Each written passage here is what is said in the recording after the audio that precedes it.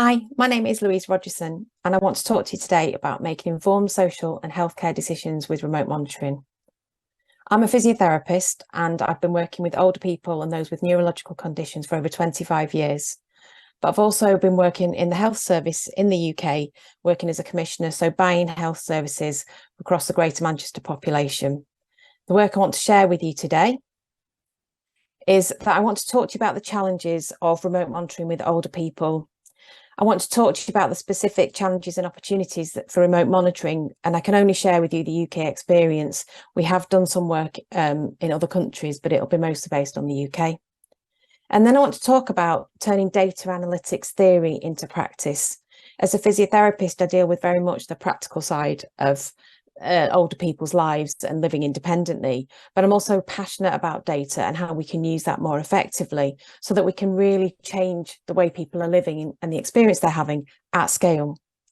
And then finally, I want to share with you some experience of delivering the services across the UK. So let's just remind ourselves about older people and what happens as we age. Frailty is a phrase that we use because frailty is as we start to lose our ability to function. There are many ways of describing frailty, but my preferred method is when we start to lose some of our faculties, start to lose some of our strength. But ultimately, frailty is what we all want to be because that means we're aging well. But as we get older, when we're living independently, we are way above this dotted line that you can see on my chart.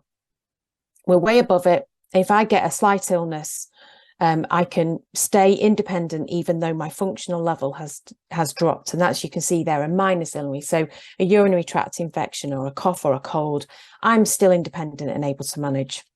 However, the closer I get to this dotted line, below which I need help and I become dependent, then the worse I am. And unfortunately, with long-term conditions, so any disability, but also as we age, we get closer and closer to the dotted line. And that means it doesn't take us very much for us to tip below the line and suddenly we need help for daily function.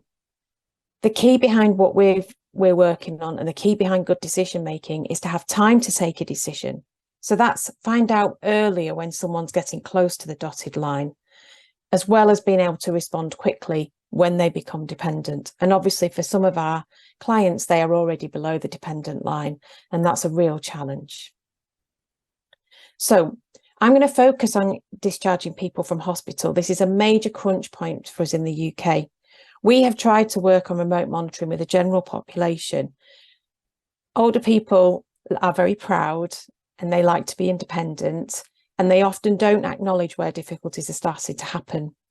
And so what we found in the UK is that people will participate, but the point of discharge from hospital is when the things really, really come to a head. And for people with frailty or cognitive impairment or dementia, it's difficult. 60% of people in hospital who have a cognitive impairment will have delirium during or after their stay in hospital. And in the UK, 25% of beds are occupied by people with a diagnosis of dementia. The longer these people are in hospital, the more the dependent they become, the harder it is to get them home. And the literature will talk about discharge risks as being falls, failure with equipment, medication issues. But behind that are simpler steps that we all understand, which is about eating, drinking, visits happening when they should, not using new equipment, not sleeping at night, a massive risk for falls. Those things we can do something about. So common uses of technology that we'll see. So many of you in the room today will be wearing your tracker watch. I don't. There's falls detectors, there's acoustics monitoring, step counts. But their wearables are a challenge for the older population. There are two major issues. They forget to wear them. And then they forget to charge them. Charging battery life is still a challenge for some of these devices. And a lot of them do rely on good connectivity to operate safely. So when you lose signal or lose your battery power, then they no longer work. But they're all focused on picking up adverse behaviours. The traditional approach to this stuff is reactive services. I press a button, help will come running. And it's about what data can we capture. So we're always getting bombarded by new sensors. We can track, step count. With older people or people with disabilities, step counters in traditional accelerometers don't work because the steps are too slow. They don't have the normal rhythm that it's looking for. We're looking at what we can pick up from the data. So a lot of data approaches applied by the data scientists is to take a very, very large data set to see what it can produce and have a look at the signals. But as a clinician, I'm looking at signals for an individual to interact for them, and therefore we need to find the balance. So it's going to take a long time to build up that data set, but it might not always give us useful information I can do something with. We're talking about safety critical devices. And generally, when people think of this stuff, they do think of the very frail elderly people living alone or alone during the day if they're living with carers. So what we've been focusing on is this proactive approach. As a physiotherapist, I see people on a monthly basis and I'm monitoring them to detect change. Where I see a change, I deliver a brief intervention. I can do exercises, I can provide equipment, I can get issues addressed and talk to the doctors about changing medication to try and prevent this reduction in functional, going back to that dotted line, hold that in your mind, but also to pick up if there is a drop below or they suddenly drop in their abilities. What data is useful and appropriate to collect? No point giving me information I can do nothing with. So what we're focusing on is why we want the information. Machine learning can identify routine and changes. The intervention focuses on the analytic output. So what do I need to know in order to make my decision, craft the information I'm getting to help me make the decision? And importantly, this is not just for one person in the house. And the information to support decisions for the individual, their family and the care staff. This is a team affair when we're making these decisions. So the ultimate question, can issues be detected by machines? Because to scale this stuff, we need machines to help. And as I say, if you leave it to the machines, they don't always find the important piece of information, and the context is not always structured data. It's incredibly difficult to feed into the beast. What I'm showing you here is some dot plots out from our system. And what you can see is runs of vertical lines. That's picking up where there's been a change in routine and it generates alerts. We've shown to date that machine learning can be used to detect changes in routine. So what we're talking about is a collaborative data approach. So you've got to open up the platform. Let's take data from wherever we can get it. What we've done is, and what I recommend is the key decisions, the key questions you're asking should be the starting point for your data analytics. From that, you can pick leading indicators in the data that drive action. What can I collect? What will influence my decision? Talk to your people making the decision and ask them what it is they need to know. And then you can put that into a machine learning system, which reduces the demand on people, which is what we're after, giving the people more time to spend with people, less time looking at computer screens trying to work out what to do. So this is a case study from some work that we did in Salford, funded by Health Innovation Manchester here in the UK. So this was a lady who was discharged home from hospital. She was in a care home for a while and then she went home. She was in hospital because she'd had a fall, but also she had an exacerbation of a lung disease, which is chronic obstructive pulmonary disorder.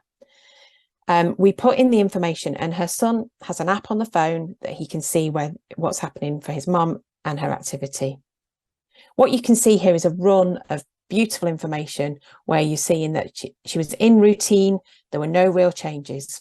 The monitoring was fine. We get a vertical line, week 7, a change in routine. We call the lady. Interestingly, when we ask the lady if she's okay, the answer is yes, I'm fine.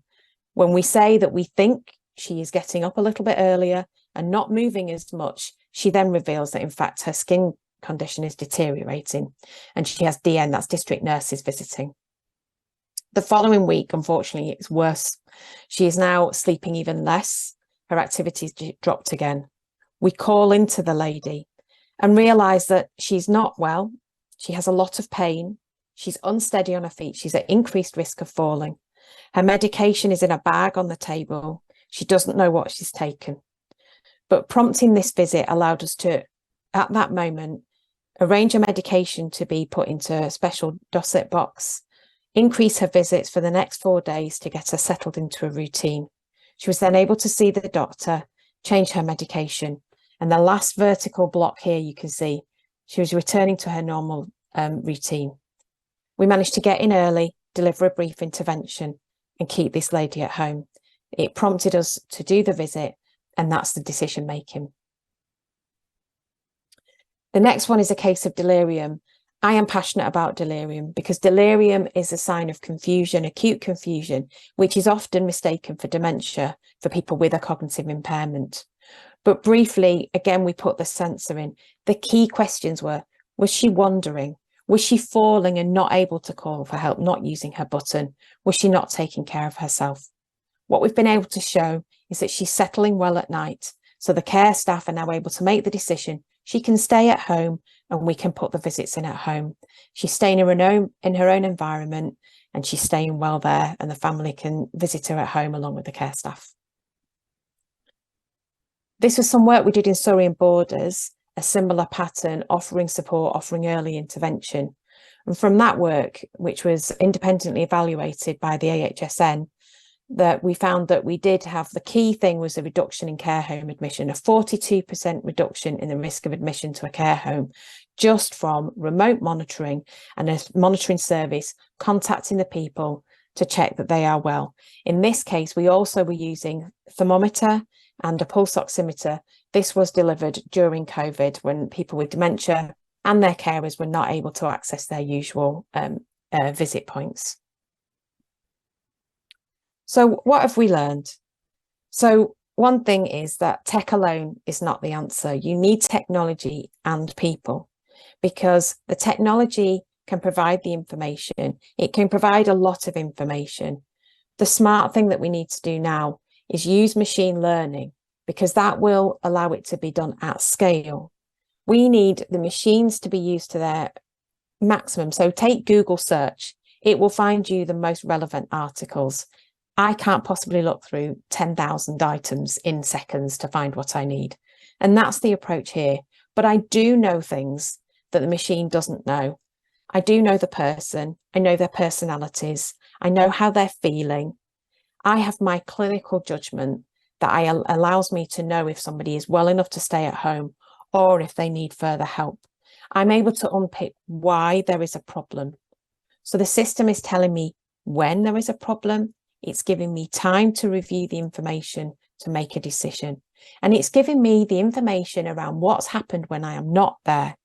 Unfortunately, older people are not the most reliable narrators of their own story. They will often tell us what they think we want to hear. And it's so important that we get to the truth. And so it can work both ways. Somebody is staying in bed at night, or we've had people who were up all night, no sleep, which makes them very high risk of falls. And then you can do something before a fall has even happened. We work with the family and carer. So we've done some trials in Hong Kong, actually.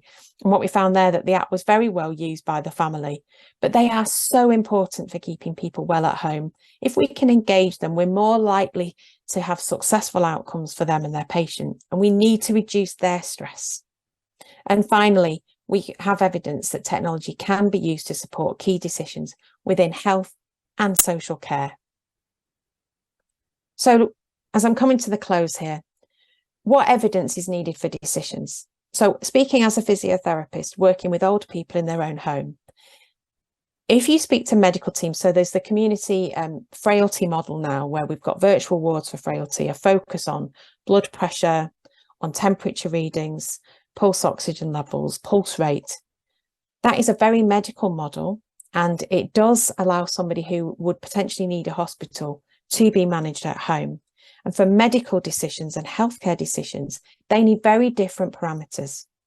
But for social care and for functional specialties such as physiotherapy and occupational therapy, one of the key questions for us when we're making a decision is, what is your normal routine? How are you managing your day-to-day tasks? Because for me as a physiotherapist, your blood pressure is not going to tell me that you've got pain in your knee that is stopping you climbing the stairs and enabling you to carry on as usual. So what we've got to do here is gather information. You do need it over a period of time, but more often we can gather the information and we can make decisions quickly. So when we're looking at the evidence for older people, looking at the activity during the day, so how active somebody is during the day can be directly related to how well they are feeling, but it can also indicate ill health. So we see hyperactivity. Again, if an older person has an infection, it might not always show in any other way, but they will become more confused. And what we might see is delirium. And you can see hyperactive delirium. So they are moving way more than usual, or hypoactive, they are moving less than usual. What our system can do is know their normal for that individual, to know if they're doing more or less than usual. The same with activity during the night. This was a key indicator through our COVID work. When we see people having a newly disturbed night, when we made a call, generally something wasn't right.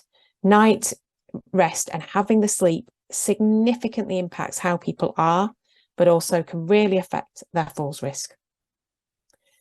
Eating and drinking, very simple, but so essential.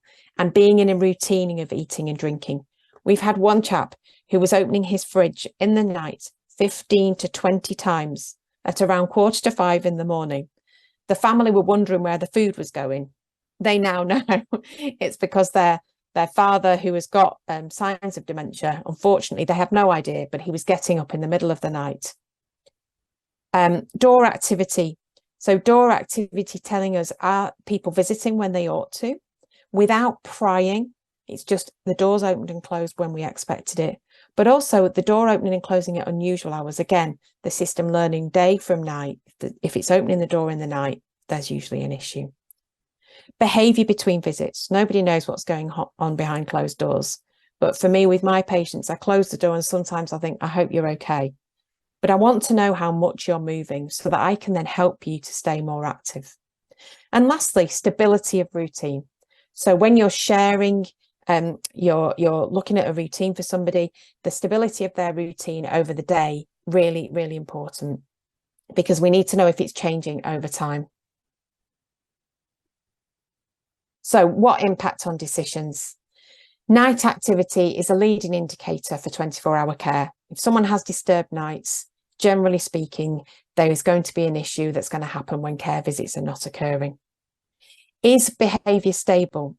Have we got behaviours escalating? Have we got people stable in a pattern? It might not be the best pattern in the world. So in our Salford trial, we did have a lady who just napped.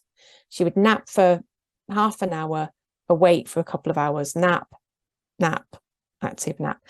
It wasn't a great routine, but she was stable. She was okay.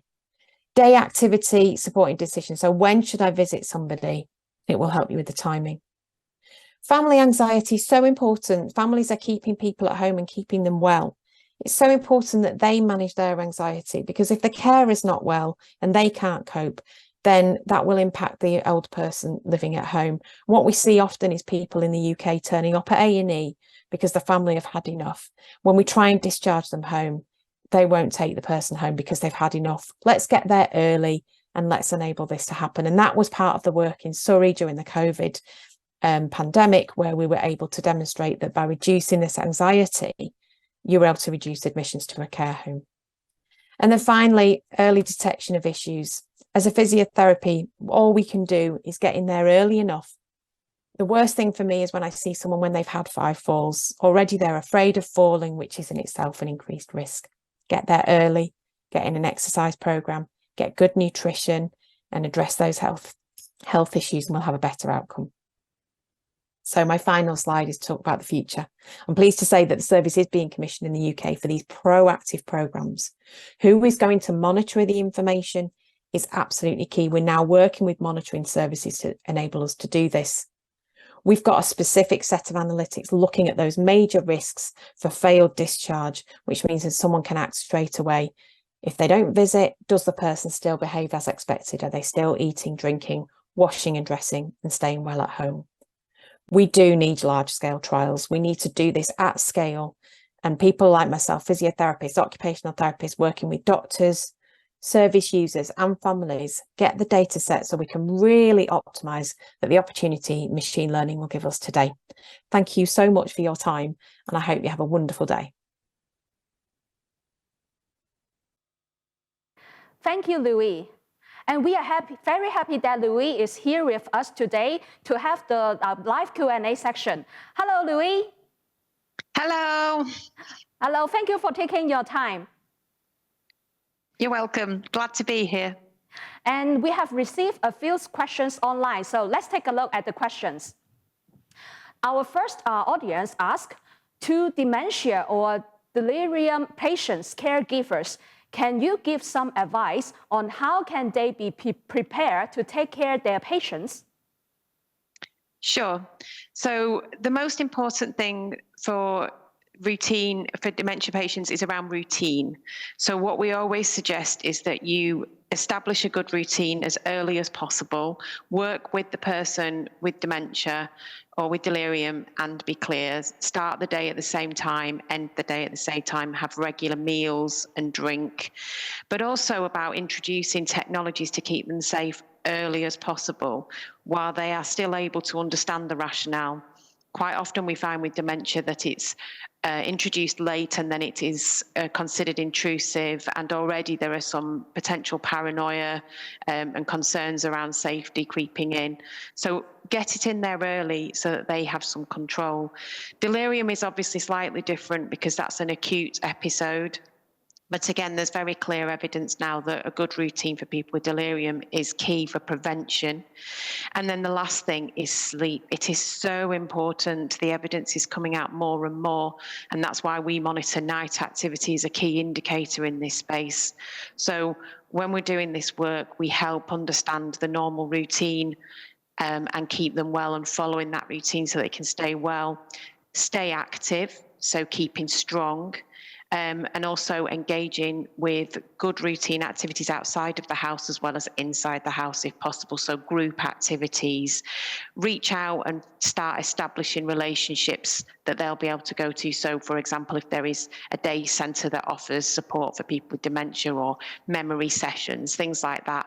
In Manchester, because we've got the football, Manchester City Football Club actually has a big dementia programme where they can go and reminisce about old footballers, and actually footballers who have dementia come along to the group and share their experiences. So things like that are really exciting. Wow, it's good to hear that. And then here we have another questions from our audience. The audience asked, the monitoring and machine learning is amazing in generating alerts. Some practitioners might of the opinion that these alerts may incur some liabilities or responsibility to the service providers. For instance, liabilities on neglectness of the alerts. What would be your advice on making this cultural or value change for practitioners to embrace this kind of technology adoption? What a fantastic question. Thank you so much.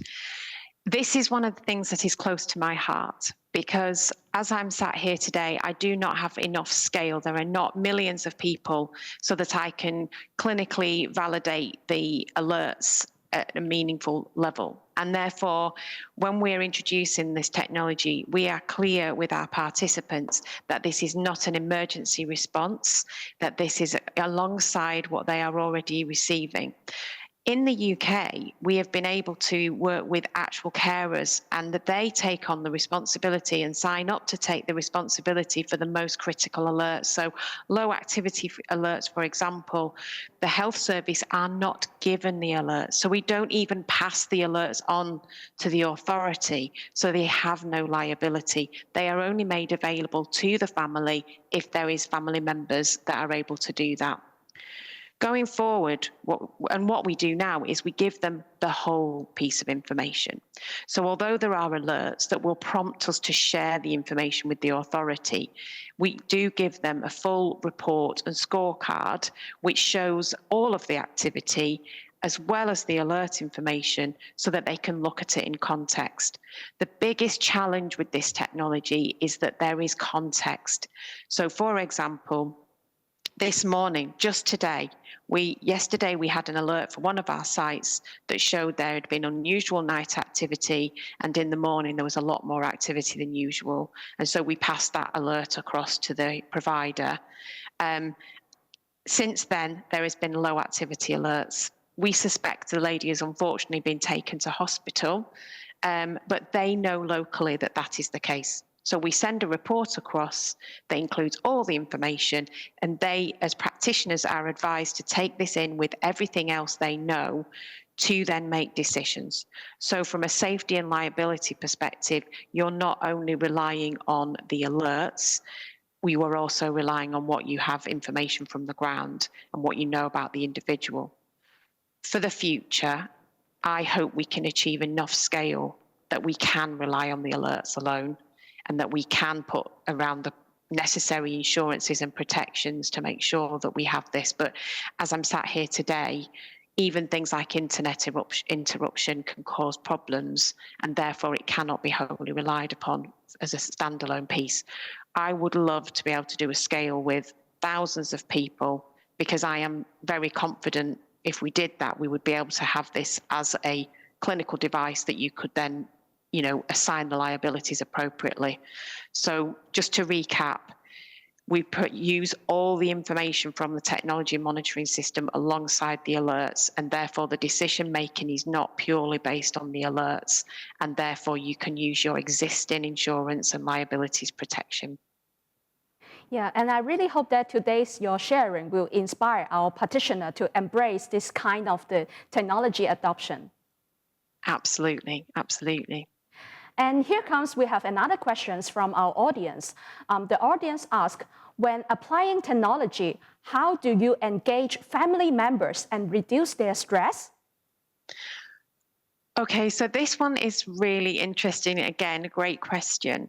As a physiotherapist, I spend a lot of time talking to families. And so if I can talk to the family, actually, it's quite easy. If we can talk to the family about why it's there, what it looks like, the fact that it is not monitoring what they are doing, there are no cameras.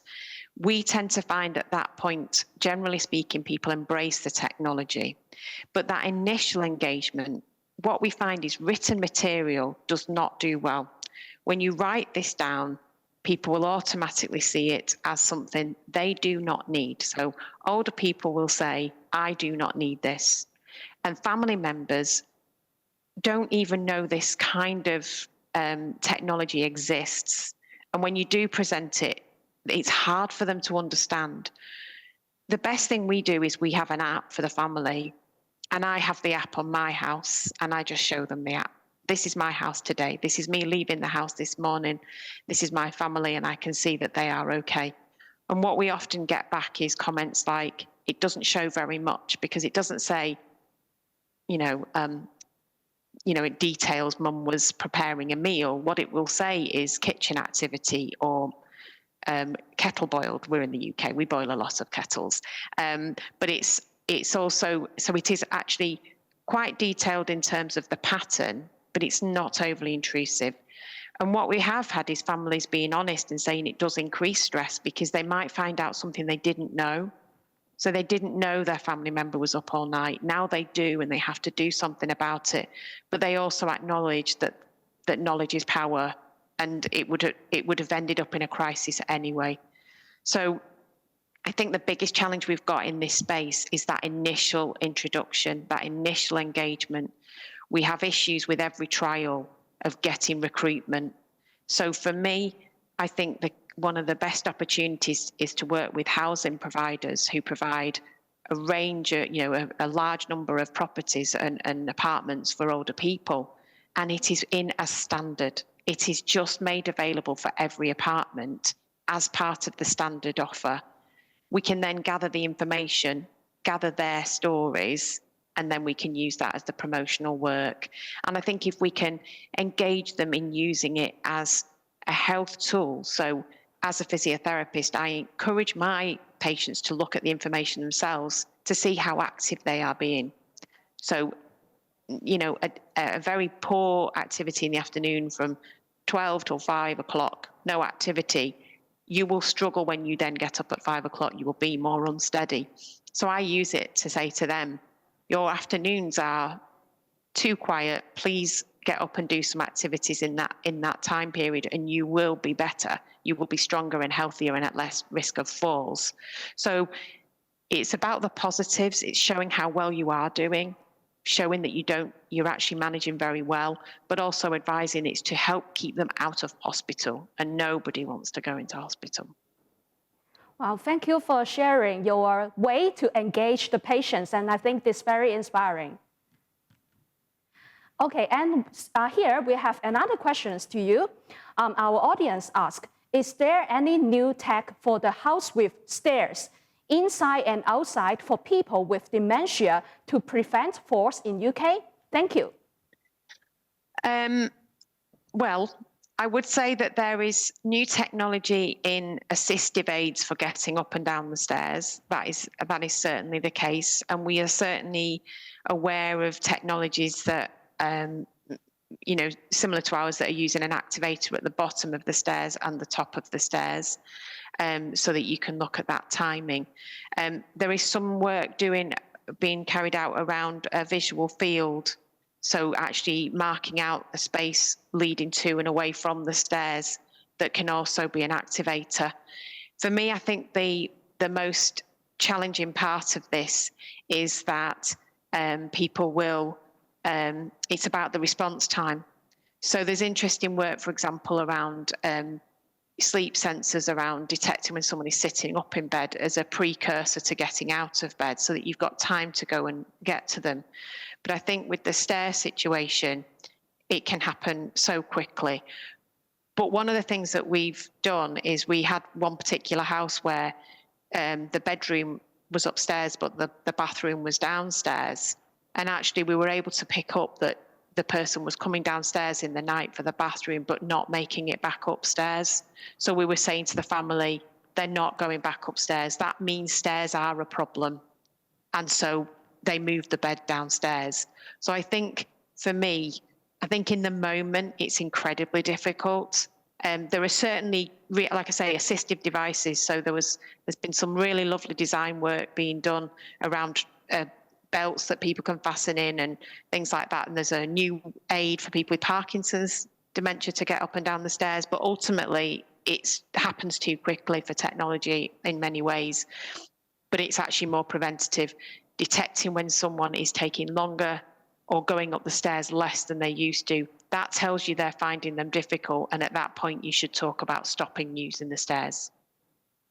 I see. So it's about how we adjust how to adjust and to meet the needs of the patients rather than only apply the technology. Yeah, absolutely. And I think what we've got is technology. Like I say, if you had technology that could detect falls on the stairs, then it's just the same as a fall detector, and it's too late and it's critical. It's about knowing that somebody is not moving as well, and then getting an assessment done to say, actually, let me look at you going up and down these stairs, and talking to them to say, these are the risks. So my father is 87 and he still climbs ladders onto a roof to fix it. And I said to him, well, my sister said, Dad, don't do this. I said to my dad, what's your risk assessment? Because my dad was an engineer. Oh. Are you risk assessing it, Dad? And he could understand that language. And I then said to him, your reaction times are not the same as they were 20 years ago. And he said, you're right, I shouldn't do this anymore. So it's about encouraging him to come to that decision himself, logically, rather than being very paternalistic and enforcing that decision. Although we focus on talking technology, but I think this is a very important reminder to all of us. Yeah, absolutely. And then here we still have one more question. The audience asks, are there any challenges when promoting new models as social care to practitioner or therapists? And how do you overcome in understanding more about elderly's normal routine than the usual medical model? These questions are amazing. Yes, there are massive challenges. And it is extremely difficult. In the UK, we are still a reactive model. We are reacting to incidents, and when an injury happens or a critical event happens, actually the care is really generally very good. But what we find is that preventative model is so difficult because somebody has to change their behaviour, and none of us like doing that. What I've found is that the social care model, which I absolutely love, is very much about detecting something is wrong. If there's somebody who's struggling, then they put in the help to enable the person to achieve independence. But in health, we look to why they can't do that, and is any of that reversible, to then enable the person to do this for themselves. And for me, the gap between the gap we have is very much around therapies and exercise based interventions and daily living based interventions. And so what we have is we've got an assistive model, social care, and then we have a treatment model in health. The two don't come together. And I'll be honest, I think it's because the medical model is very doctor-led, and it's about physiological monitoring of blood pressure and heart rate and medication to do its part. But in social care, so delirium is a very good case. Delirium looks like dementia. And so you will not know about an underlying infection or underlying issue with constipation, for example. And so in social care, that person will end up on a delirium pathway, potentially in a care home for the rest of their life. And what we've been able to do in the UK now is I'm trying to work with social care practitioners to say, it could be delirium. Let's try them at home, and actually it might settle down. But what I've got is doctors in the hospital who say,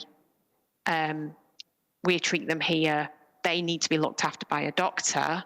But there's a gap, and there's a very big gap. And so how do I overcome it? I'm trying my best. Doing events like this is part of that. But it is about trying to help people understand that routine and that behaviour, it's not just indicating there's a urine infection, which is what everybody is obsessed with, but reduction in activity is something that can be reversed and could reduce care demand in the future. And what we've got to do is get a voice of therapists together, and that's something I'm very passionate about. It's that piece in the middle, so it brings social care to health. And I think the biggest challenge is who's responsible. So health can only be responsible for their part, social care responsible for their part. We've not yet worked out how to say this person is unsteady on their feet because they have delirium. They need care at the moment, but we should also be able to treat them at the same time with exercises and other practice, and then we can keep them at home. And that is the ultimate challenge, and that is why we're trying to do trials with doing this piece of work. And I've come to realise that you would have to put a special group in where you have got a doctor who's thinking ahead, a nurse is thinking ahead, but also therapists thinking beyond just getting somebody well enough to manage at home, but actually getting them better to stay at home. And it isn't quick. That's the other problem. It's not a 2-week intervention. It does take 6 to 12 weeks, which is costly. But if you've got people at home rather than a care home, there are so big savings there. You could afford to put this in. And that for me is the biggest challenge. So yes, what I find is the social care practitioners we're working with at the moment are so forward thinking, but they do need health help because there are things they don't know and they don't recognise, and they're aware of that, but there's nothing they can do at the moment. So it's about opening it up a little bit. And if you think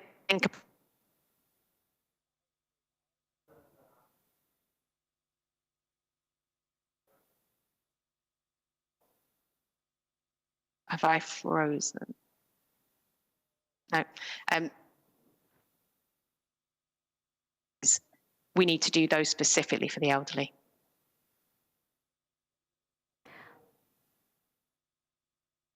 Thank you, Louise. Thank you for taking your time here today with us. And I think your sharing is very inspiring. I agree that you said that healthcare and social care should come hand in hand. And that's, I think, this very important reminder to all of us. Thank you very much for your sharing. Thank you for the invitation, and thank you. Thank you. Keep in touch.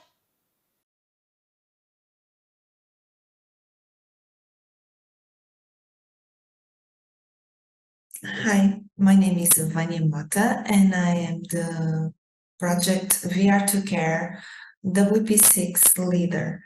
WP6 is the communication and dissemination for the project.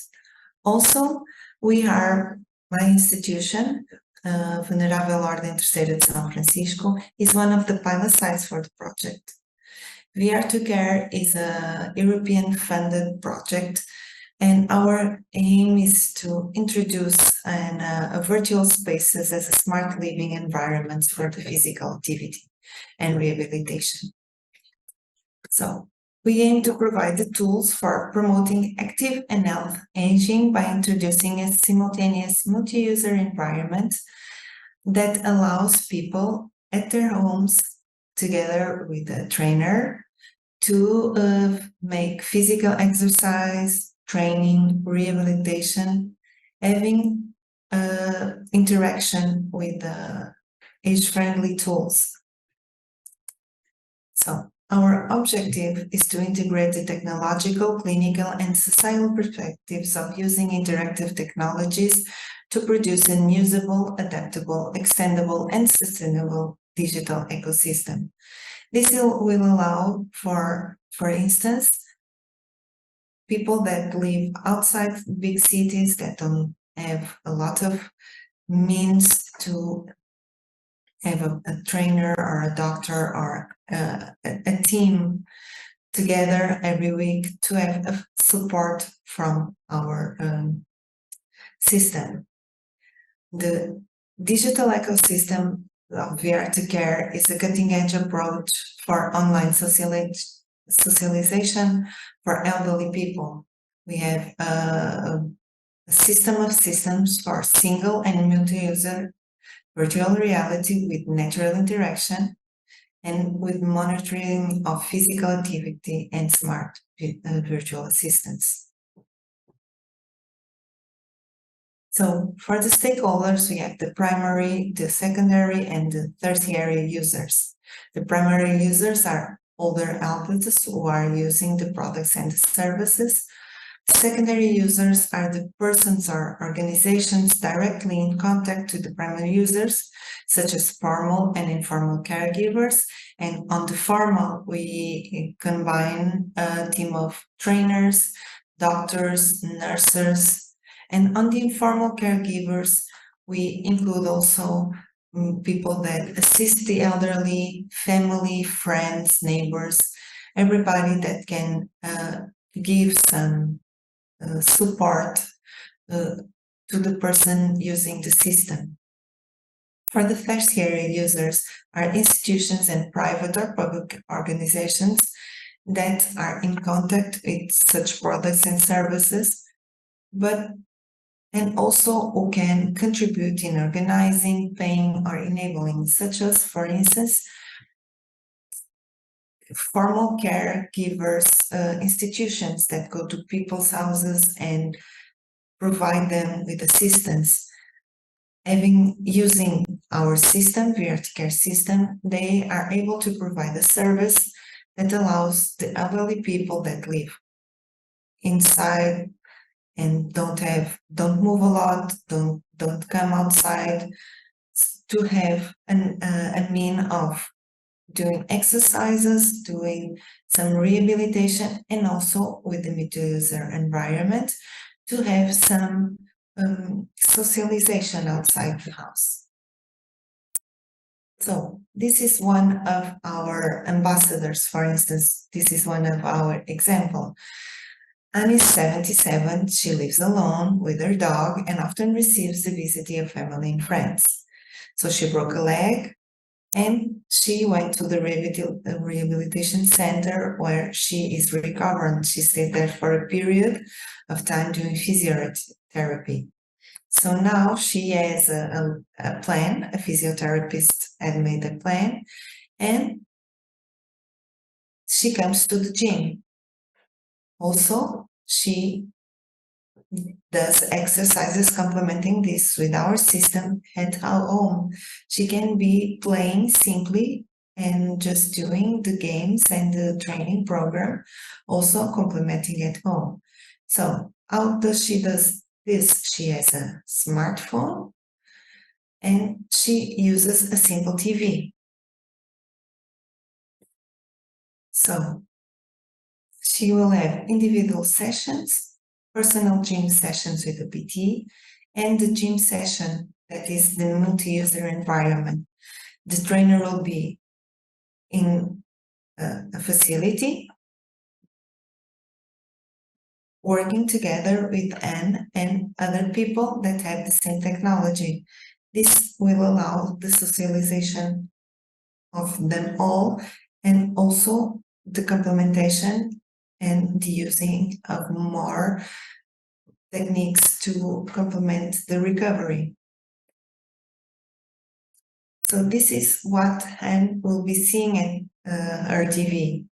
So the games will appear in the screen, as you can see here, and then the view that she will have is herself and other people that are doing the same training sessions in their houses, in the training centers, along with the same plan, but all monitored by the trainer that is present at this gym session.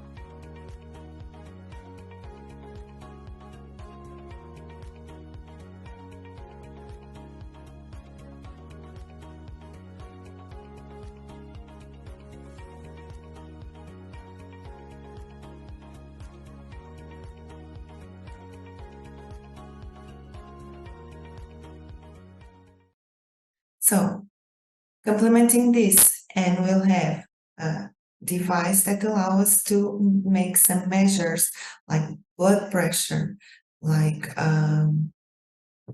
heart rhythm, and all this will be integrating in this system that is the Smart AL system that allows the doctors and the trainers to see the progress, to check the health data, and that allows to make a continuous monitoring of the health as long as the physical enhancement. So the follow-up and supervision with the VRT-Care digital ecosystem and is connected to all the team that accompanies her, the therapist at the Rehabilitation Center, the doctor, and all this multi-user team can allow to see the progress and to adapt according to the needs. So now we have at the moment 4 pilot sites, 1 located in Portugal, 1 in the Netherlands, and 2 in Italy. Currently, we are now in the Portuguese pilot site. I represent the Portuguese one, and we are entering the 3rd phase of the testing. That is where we are testing the full system, multi-user system, as long as the integrated system. So the impacts that we try to have is to facilitate the emergency of innovative business and create ecosystem for home-based physical activity and rehabilitation in Europe.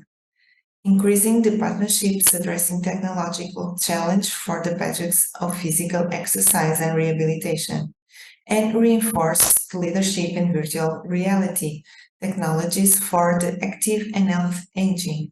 The main word here with the project is socialization. We aim to create more socialization for the elderly. So to create a community where they can ally the physical training, the physical therapy, and the physical rehabilitation along with socialization. So thank you so much for having us. So let's take a look at the questions from our audience. So our audience asked, how does the VR2 care system enhance the physical activity and rehabilitation of individuals? So Vania, can you share with us more about the V2 care system?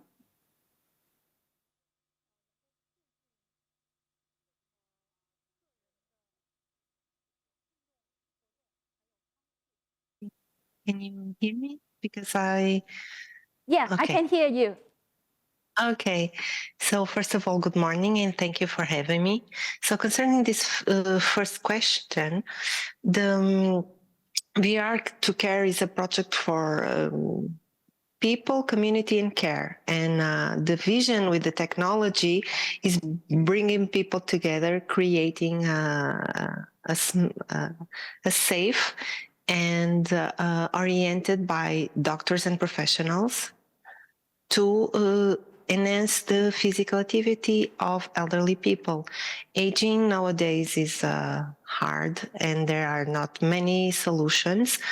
So we are trying to make better living for the older people, giving them access to the technology and creating smart living environments as virtual spaces, using the word now that is fashionable, metaverse. We are trying to create training programs that allow them to achieve a more often physical activity, more oriented for rehabilitation at their homes. So with VR2 Care, with our system, we aim to achieve that, to give elderly people another tool to achieve that, because the reality here in Europe is that there are lots of elderly people living alone that don't have the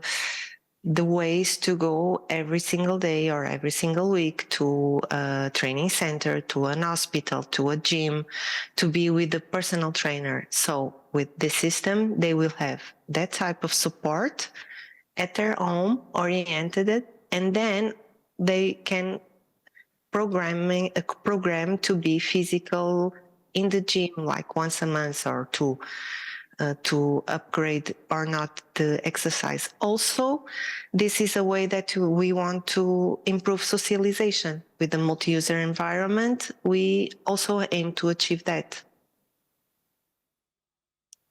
So as you mentioned about the smart living environments, here we have another question about what are the key features and the functionalities of the VR2 Care virtual spaces for the smart living environment. So can you share more with us?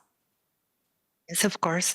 The key objectives and the key features are the multi-user environment, the social groups, the gym sessions where the physical trainer can create a gym class and people can see each other's doing. They don't feel alone because they are working together. They are doing physical exercises in a multi-person environment. So this also helps them not only being more active, not only having access to this tool, to improve their wealth, but also to improve the socialization. This is a huge point for VR to Care.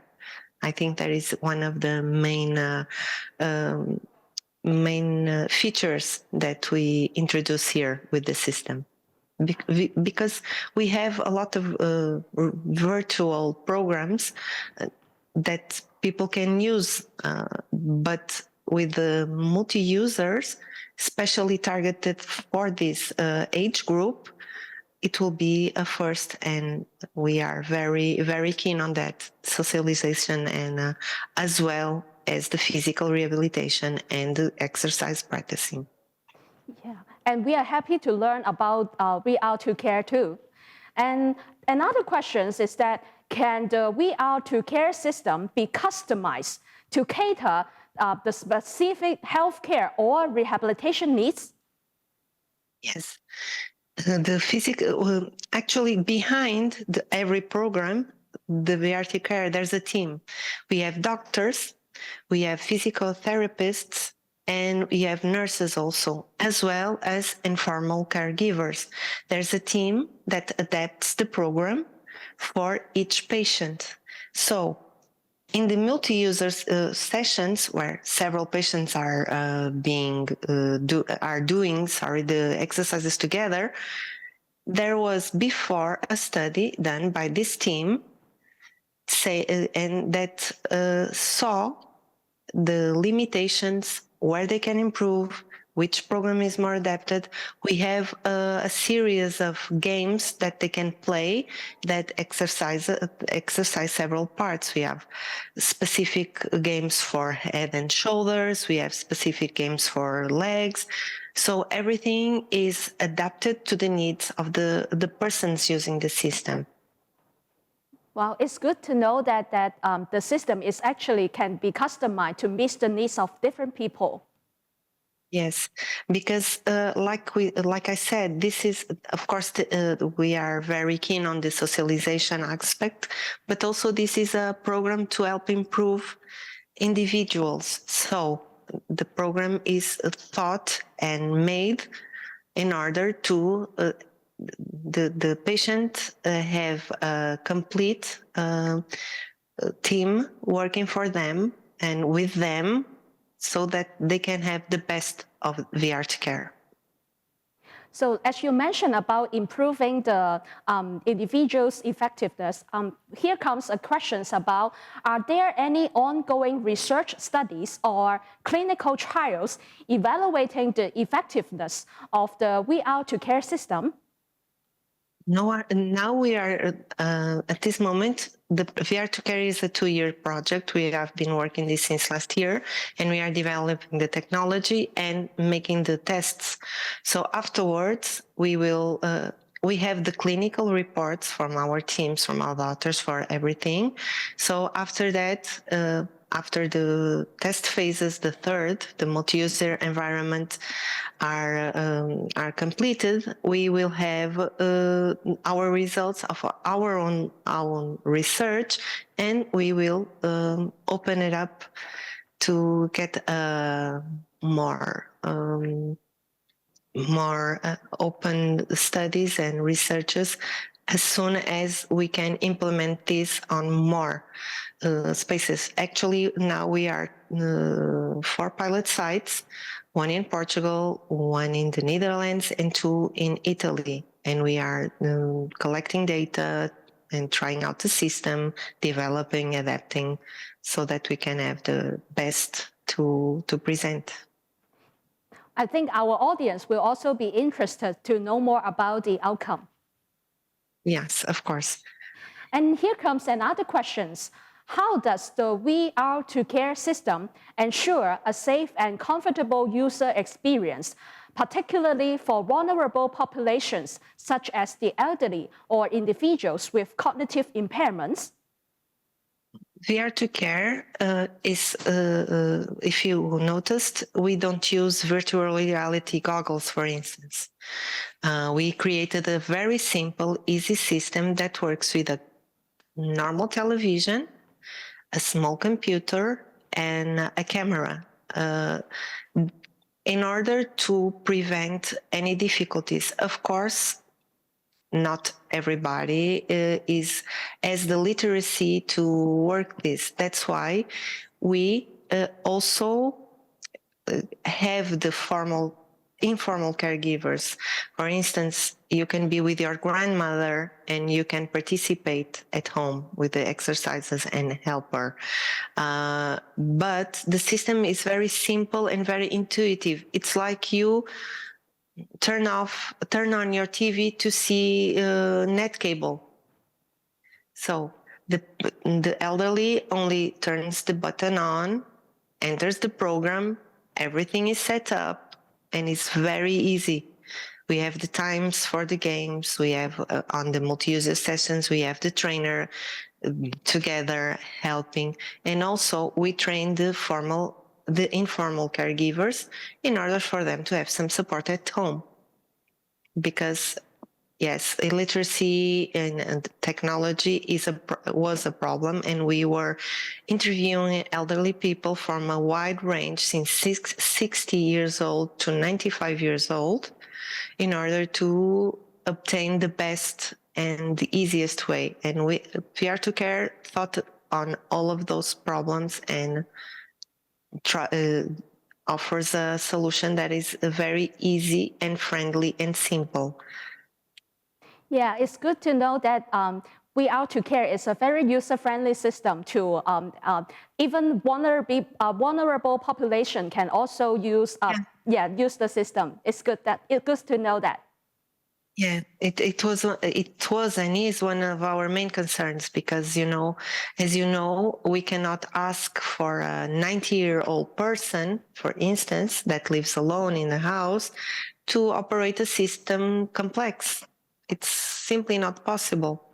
So the system must be the most user-friendly for all type of persons that we aim to help with. So that's why we thought of these solutions. Yeah. Thank you, Vania. Thank you for your inspiring sharing. I think it's almost the time. So thank you for taking your time being here with us today. Thank you for having us. It's a pleasure. And if you have any questions or any other things you want to know, please contact us. You have our contacts, and we'll be very pleased to share our experience and our project with you. Sure. Thank you, Vania. Thank you so much. Goodbye.